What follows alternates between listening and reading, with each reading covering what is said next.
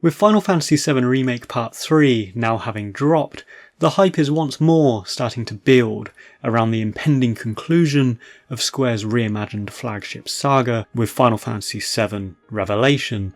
Now, despite Square tending to drip feed information in the months leading up to release, and there will undoubtedly be more trailers and info drops and details to come, the initial teaser has already prompted a fair amount of intrigue in not just what's been shown so far, but also, for me at least, what it infers about what might come in the last game and what has not been shown as yet. Indeed, on the surface, I think a lot of what the trailers have shown so far was already expected, if not outrightly confirmed by Square prior to the reveal of this final game. For example, it was great to see the Highwind airship in action, but this had already been confirmed shortly after Rebirth's release.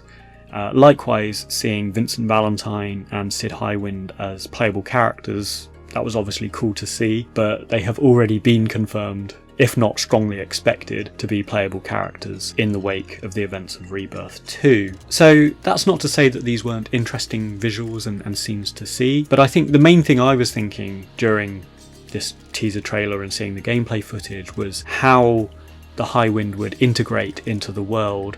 For example, these parachuting sequences when you exit the Highwind, is that simply disguising loading screens like the crawl spaces did back in Final Fantasy VII Remake, to account for how expansive this world will be, how we traverse the world, and how to give the illusion at least that it's this seamless experience across the board.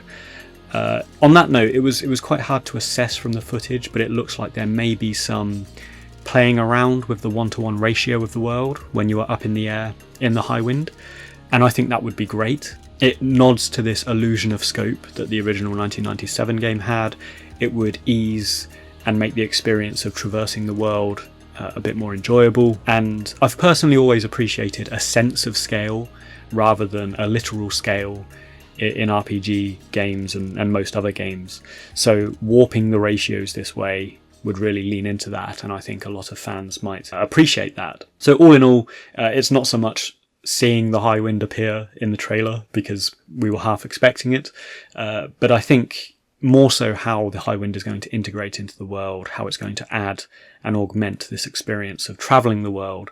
I think that will be really interesting to see. On the note of the world, it's been suggested in interviews that the gated partitions between areas like the Junon area, the Corel region, the grasslands and so on, which very much dictated the flow of Final Fantasy VII Rebirth, is going to be done away with and expanded upon. So I'm not sure as yet whether that's because the Highwind is forming this universal travel hub between all of these areas, and as I say, if we're masking the loading as it drops you into these gated areas, it's pretty much building on what Rebirth was doing, but just disguising it with the airship travel. So I'm not sure if it means that, or whether there is literally actually going to be some geographical or topographical revisionism to the environments post-Rebirth, which would expand them in scale and in bridgeability between these respective areas. And that wouldn't surprise me at this stage either, since Square in a lot of ways has been treating these remake entries as standalone games with a linked up set of characters and a macro arc, but they seem to be treating them as sort of self-contained entries as well, and combining that with the ambiguity of the multiverse, whatever's going on with the Whispers and so on. It's not beyond the realms of possibility, I think, that they are going to mess around with geography if they are going in that direction, and they have a sort of creative license to do so, owing to the direction that the story has taken. So as mentioned, while I personally prefer a sense of scale, if they offer a larger, more integrated and more involved world, by which I mean having things to discover and do and chance upon within the world, which games like Witcher have traditionally done very well, I think that would be cool. And I mention Witcher specifically here because that was the game that was referenced by director Naoki Hamaguchi as an inspiration for this game. So very interesting if they do follow titles like Witcher or like Red Dead Redemption, which have a sense of dynamism and have a sense of an organic living world where things are happening irrespective of what the player's doing. Because I think, open worlds, for the sake of being open worlds with a 1-to-1 ratio, they can just feel like big open spaces with nothing but map markers and fetch quests and enemies in them, unless you're going in this direction that gives chancing encounters and interactions and NPCs, an opportunity to flourish there as well. So interesting to see how far they go down this road of aping what the Witcher games were doing, for example. In keeping with environments, and actually one of the single biggest intrigues for me, despite it being an expectation of the final game, is the inclusion of Wutai. Purely aesthetically, I think Wutai looks fantastic in this game, and like most of the other locations, it has been expanded upon in scale, which is very cool. But actually what intrigues me most is this growing geopolitical subplot between Rufus Shinra, the seemingly undead Genova or Sephiroth-controlled Glen Lodbrok, and the as-yet unseen nation of Wutai.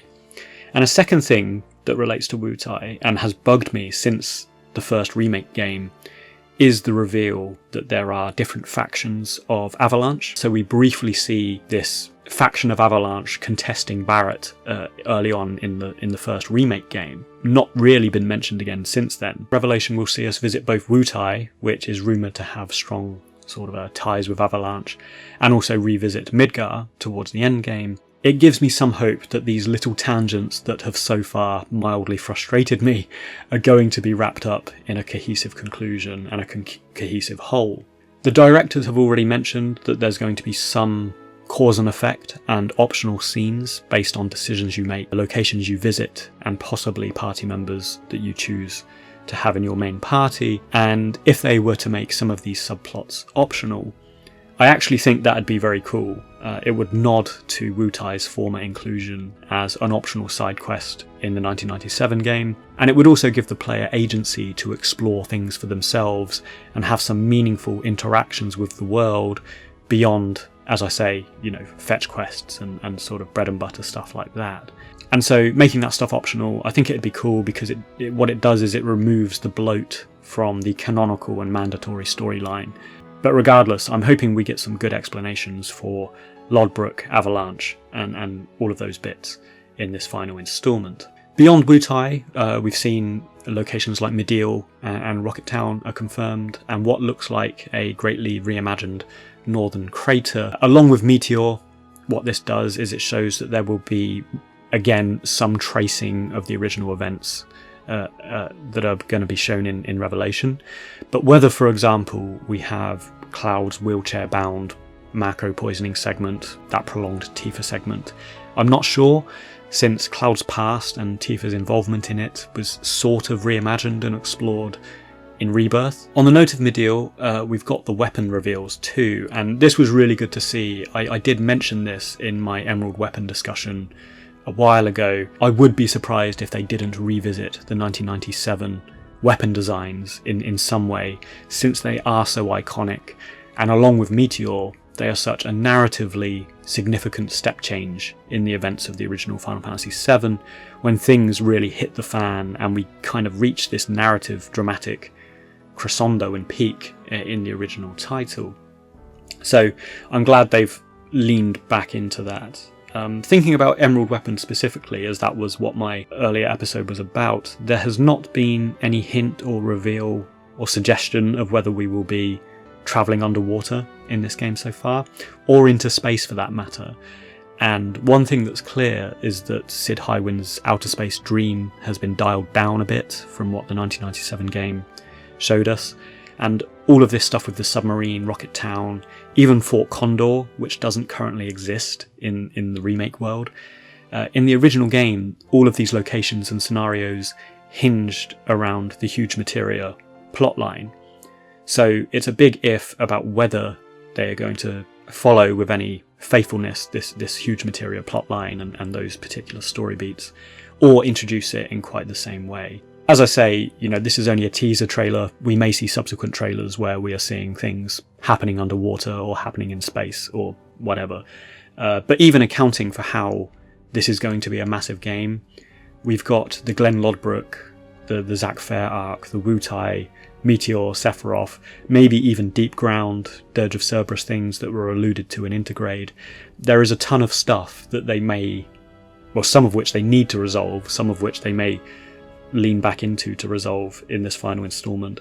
So if they do that and then manage to crowbar in the submarines in the space and still make it a coherent story, I think that would really be something.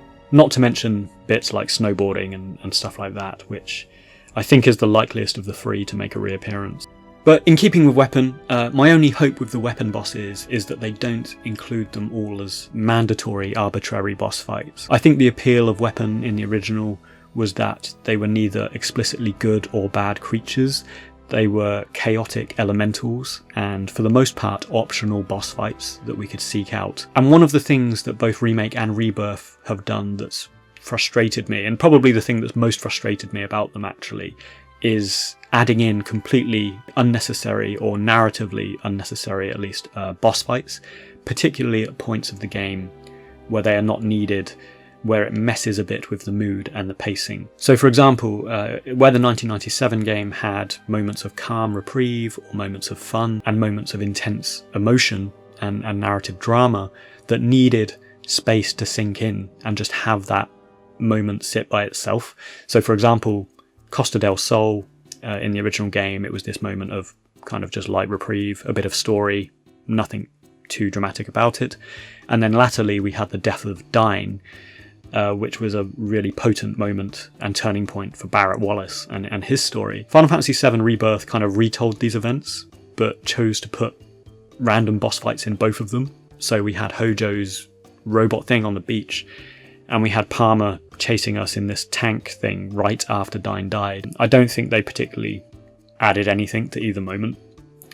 So with this in mind, I don't think it's beyond the realm of possibility that Revelation will have us fighting, for example, Sapphire Weapon for no reason before the Sister Ray blows its head off or something like that. Because of course, in the original, we don't personally battle Sapphire Weapon. So yeah, so there's things like that they may well opt to try and do. I do hope that there's some semblance of balance with the story when it comes to these moments and weapon and stuff like that. But that being said, I know there's plenty of people that play Final Fantasy for the leveling and the combat progression as much, if not more so, than the story beats. I've seen comments in the past that some players actually want to fight Sapphire Weapon this time around.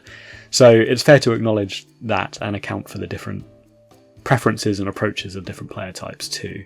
Okay, so other reveals thus far have come in the form of gameplay. The affinity system of Rebirth has been adapted and developed to the extent that beyond the earlier Gold Saucer dating sort of mechanic and things like that, it seems there's going to be more tangible cause and effect with decisions, scenarios and character relationships. I quite like the sound of that. On paper at least, I think it can add some replay value and steer subplots and side quests and those little nice to haves more than anything else. I had previously questioned whether the remake trilogy might allow for multiple endings, for example choosing between sacrificing Cloud or Aerith or Zack or whatever, but it has been confirmed that there's going to be one ending. And maybe that's the way to go. I think it's probably a good shout that allowing the player to have influence over subplots and side quests is great, while still being beholden to one canonical ending for the main story. That's probably a good balance to have. It probably is going to prevent fans from arguing for eternity over which ending is canon. So yeah, I like the sound of this sort of relationship system being built out a little bit more. Further to this, we've got the new Fits system, which is building on the fun outfits that we got in Rebirth, but giving them an actual tangible impact on combat gameplay. Indeed, I recently mentioned in a video regarding the similarities between Final Fantasy VIII and Final Fantasy VII Remake, where Square seemed to be piling in these mechanics and devices and things that they liked from earlier games like card games and stuff, and just throwing everything into Final Fantasy VII Remake. And it seems they are likewise doing this with even earlier mechanics. So the Fits system is essentially an adaptation of a job class sort of system, which is strange in a way because Final Fantasy VII was sort of famous as the first game to break away from the strictures of job classes and set character classes, but now it's gone full circle and we're having these Final Fantasy III mechanics reintroduced. And I think this is one of the main things that makes me feel like these three remake games are self-contained, because the leveling, the combat and the ability systems are the most isolated things about them, I think. For example, you can't carry over weapons, which was quite controversial. Don't understand how they couldn't square that circle. I mean, Mass Effect was doing it years ago. But beyond that, and that's kind of a pet peeve, I suppose. With the systems themselves, we have the folio system in Rebirth, we have the kind of weapon leveling system of the first remake, and now we have this additional job class system.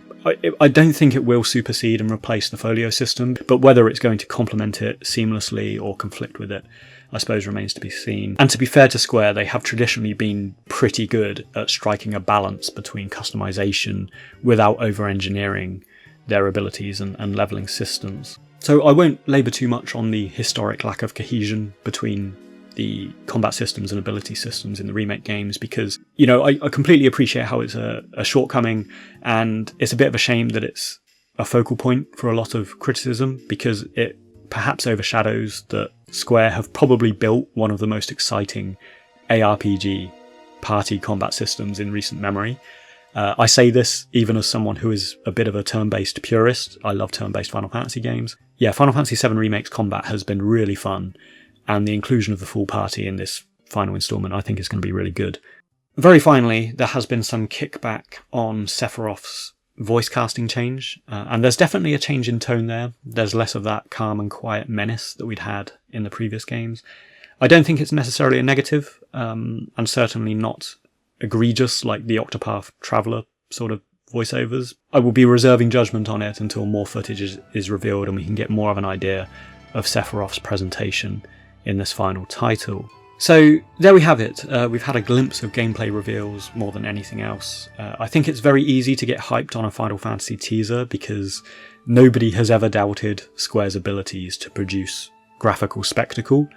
The substance of concluding the story is what I think a lot of the more skeptical players will want assurances on. I've actually started playing the original game recently, the 1997 game. I'm going back through the Midgar segment, and it's actually haunting how powerful and emotive it still is, perhaps more so today in these tumultuous times than at any other time that I've played it. And I think there's a lot to be said for not having graphical fidelity, not having voice acting and stuff that gives older games a certain charm, but also a certain agency for player imagination. And for example, Uematsu's score does a lot of the emotional legwork over anything else, and over what any sort of voice actor could do. By comparison, looking at my excitement for Final Fantasy VII Revelation and looking at the remake games so far, it's interesting to see the difference. I mean, they've just been fun. They are fun as heck. They are a bit goofy. They're very pretty to look at. And there's things that are elevated more so than the original game, like the comedy, the sense of camaraderie between these motley party members. That's what's really been dialed up and succeeding, I think. These themes and even gameplay mechanics and stuff around the Fellowship, which I really like. And indeed, I said this at the time of Rebirth's release, but I never thought I would see the day that Yuffie becomes my favourite character.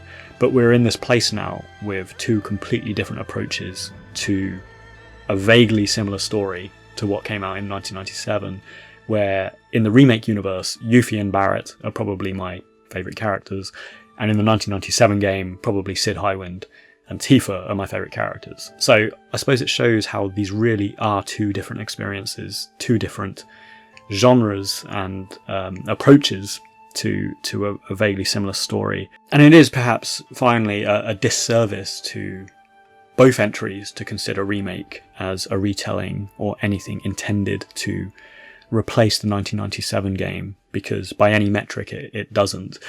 But it is a very fun and very ambitious revisiting of a world and set of characters that, as of the trailer just now that I've seen, I'm really excited to see it concluded and how these gameplay mechanics are going to come to the fore in the final game. Thanks for watching. If you enjoyed the episode, please consider joining me on Patreon, or if you'd like to buy me a coffee, you can do so. The links are available below.